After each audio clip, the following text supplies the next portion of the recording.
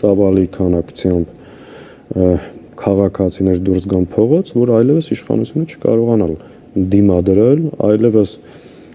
երկրում ստեղծվի երկիշխանություն եւ ուժային կառույցները ջարդելով, բռնելով, ձերբակալելով, ապօրինություններով չկարողանան ժողովրդի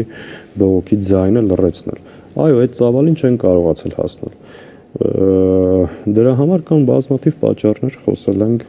Դրա համար էլ իշխանությունն ասում է, որ գնացեք եւ արեք իշխանափոխություն, եթե այս ամենը վատ է։ 24 ժամ թող դադարի ապօրինությունները, ԱԱՑ-ի ոստիկանության դատախազության ապօրինի գործողությունները, տեսնեմ ինքը կմնա իշխանության թե չէ։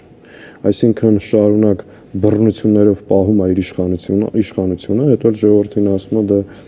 եթե վատն եմ հեղափոխություն արեք։ Ժողովրդի վրա անցնող տարիների ընթացքում մի քանի անգամ կրակել է։ 22 թվականի հունիսի 3 5 տասնյակ մարդ ձերբակալել է, կրակել է, տասնյակ վիրավորներ։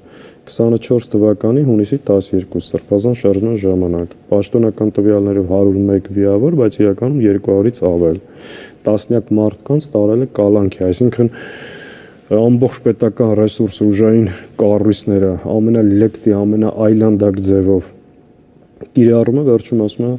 հեղափոխություն չեք անում, եթե չեք անում, ուրեմն համաձայն են իր վարած քաղաքական